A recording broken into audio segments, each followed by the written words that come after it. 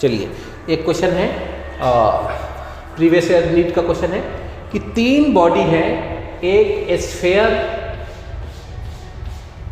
एक solid sphere है, एक डिस्क है और एक रिंग है। सबका मास सेम है m और सभी अपने एक्सिस के अबाउट क्या हो रहे हैं, इस तरीके से सब लोग रोटेट हो रहा है। ठीक है, तो पूछा है कि सब लोग रोटेट हो रहे हैं कांस्टेंट एंगुलर वेलोसिटी से, है ना। यहाँ पे एंगुलर वेलोसिटी सबका क्या है, तीनों बॉडी के लिए एंगुलर वेलोसिटी सेम है। तो अब पूछा है कि जब ये रोटेट होते होते अब इसको रोकना है, ये पार्टिकल रोटेट हो रहा है, अब मुझे इसको रोकना है, तो रोकने के लिए क्या करना पड़ेगा, वर्क डन करना पड़ेगा। तो सबसे ज़्यादा वर्क डन किसको रोकने में लगेगा, इसको या इसको या फिर इसको।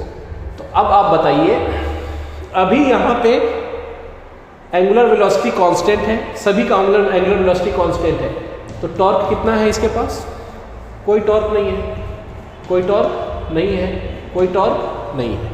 कांस्टेंट वेलोसिटी से जैसे चलता है उसी तरीके से। अब इसको रोकने के लिए आपको एक टॉर्क अप्लाई करना पड़ेगा और वो टॉर्क क्या करेगा, वर्क डन करेगा। तो वर्क डन किसके इक्वल होगा, ये पूछा क्वेश्चन, किसमें ज़्यादा होगा। तो आप बताइए क्या था, work done by all the forces, work done is equal to change in kinetic energy, ऐसा लिख सकते हैं। कितना वर्क डन करना पड़ेगा आपको, तो चेंज इन काइनेटिक एनर्जी।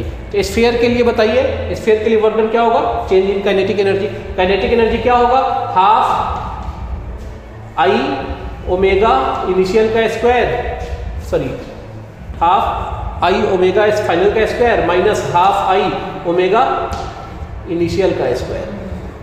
तो अब बताइए फाइनल ओमेगा कितना होने वाला है, 0 होने वाला है, क्योंकि आपको इसको रोक देना है। जब रोक दोगे तो काइनेटिक एनर्जी फाइनल 0 हो जाएगा, इनिशियल हो जाएगा -1/2 आई ओमेगा, सबका ओमेगा इनिशियली ओमेगा ही है। तो इसका जो है work done change in kinetic energy कितना आ गया, -1/2 और I will be equal to 2/5 mr², या मैं अभी इसको आई ही रखता हूँ, ठीक है ना। तो -1/2 आई ओमेगा स्क्वायर।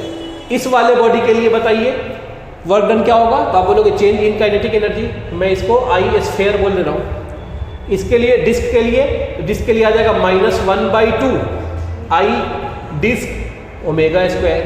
रिंग के लिए आ जाएगा -1/2 I moment of inertia of ring into omega square, ठीक है ना। तो अब 1/2 omega square, 1/2 omega square, 1/2 omega square, ये सबके लिए कांस्टेंट है। तो किसमें ज़्यादा वर्क डन होगा, तो जिसका आई, आप यहाँ पे बोलोगे कि work done is directly proportional to I, जिसका मोमेंट ऑफ इनर्शिया ज़्यादा होगा उसका वर्क डन ज़्यादा होगा। तो मोमेंट ऑफ इनर्शिया स्फीयर के लिए देख लीजिए, तो मैं स्फीयर का moment of inertia 2/5 mr², m और r सब के लिए सेम है। डिस्क का mr²/2 और इसका रिंग का mr², ठीक है ना। तो सबसे ज़्यादा मोमेंट ऑफ इनर्शिया रिंग का है, तो सबसे ज़्यादा वर्क डन लगेगा रिंग को रोकने में। तो रिंग का वर्क डन सबसे ज़्यादा होगा, रिंग का। फिर उसके बाद इन दोनों में कौन ज़्यादा है, ये वाली वैल्यू ज़्यादा है, तो वर्क डन डिस्क में ज़्यादा होगा। फिर उसके बाद सबसे कम किस में होगा, स्फीयर में।